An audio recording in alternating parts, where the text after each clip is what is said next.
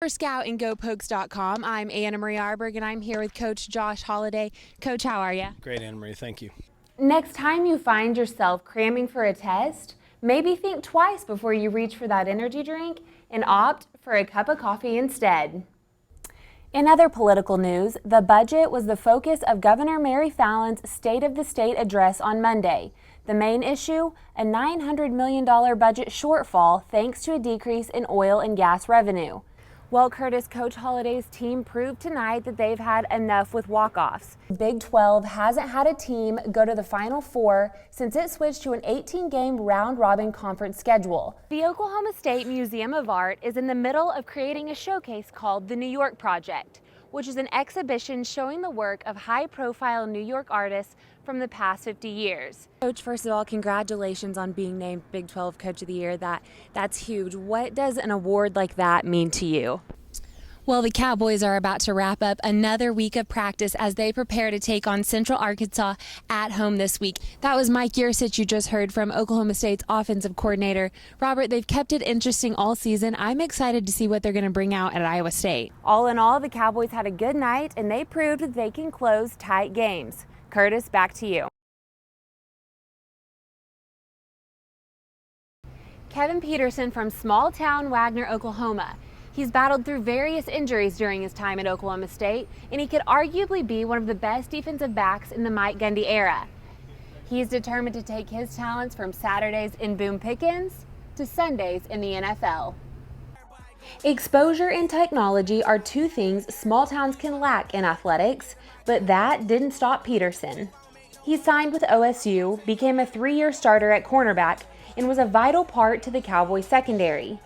He suffered a knee and ankle injury during his last season at OSU, but he stayed hungry despite those setbacks. It's my love for the game. I'm a competitor at heart. I hate being last at anything. I want to be first at everything.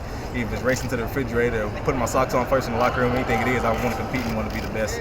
He attended the NFL Combine where he ran a 4.66 40-yard dash, but for the scouts at OSU's Pro Day, my main thing coming in was trying to cut my 40 down, and I feel like I did that.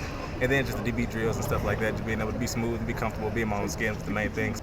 He recorded a 4.56 at Pro Day. Peterson is defying odds and chasing his NFL dream. That's the main thing I focus in, just you want to compete and just want to be the best. For O State TV, I'm Anna Marie Ahrberg.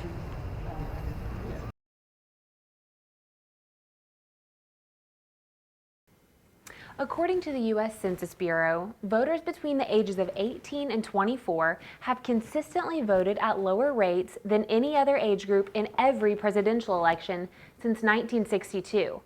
But for the 2016 election, it might be a different story. To easily beat Hillary or Bernie or whoever the hell they throw up there. Candidates like Donald Trump, Bernie Sanders, and Hillary Clinton are all generating a lot of attention, which some say could lead to a rise in young voter turnouts. This election year right now, there seems to be a lot of interest. So all signs are that turnout overall is going to increase and that turnout among young people is going to increase. I spoke with some OSU students about their opinion on why they do or do not plan to vote. I see where the country is going, and we need young people to vote because we are the future. And if we don't vote, then we can't complain. While Holbrook says she plans to vote, she is by far in the minority. Oklahoma had the second lowest voter turnout for 18 to 29-year-olds. Right? Only about 27% of 18 to 29-year-olds voted. So why is it that turnout for young people has been low in the past? Is it a lack of interest, an inconvenience, or maybe just uncertainty about the process? Yeah, absolutely. I think if the process was easier or just like faster, like maybe online you could do it, I think a lot more college students would sign up. I know I would. For those wondering about the registration process, you simply pick up an application here at the post office, the tag agency, or download it from the State Election Board website. You then mail it to the address on the form. Once approved, you'll receive your registration card, and you are then ready to vote. Holbrook says she hopes her generation will change their ways and cast their vote. I think there needs to just be a big change because the young generation has to vote. The older generation's going to die off eventually, and we're going to be the ones here. For O State TV, I'm Anna Marie Ahrberg.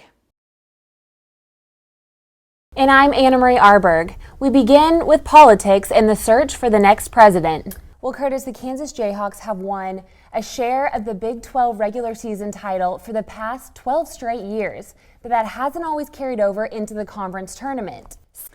Top recruit, I think, would have to go to offensive tackle Tremonda Moore. He's 6'4" and he's 350 pounds out of John Marshall High School in Oklahoma City. He's considered the state's #1 high school prospect. The offensive line, I mean, how many times was the running game talked about last season? Too many to count. A lot of that was due to the offensive line. Now, nothing against those current guys who are there now, but they are going to have some help. And in OSU basketball, Lamont Evans will be joining the Cowboy coaching staff. The Cowboy wrestling team is putting together a solid season. They dominated Stanford 41-0 on Sunday. It doesn't matter if you're Republican or Democrat. If you want to participate in the process, you must register to vote. Also in football news, Barry J. Sanders, son of Cowboy legend Barry Sanders, announced last week via Twitter that he will be transferring to Oklahoma State. Sanders is a running back from Stanford where he had a redshirt year and played 2 seasons. And now he's ready to attend his father's alma mater. Don't forget, baseball season's opener is Friday at the University of Texas in Arlington. And that's it in sports today.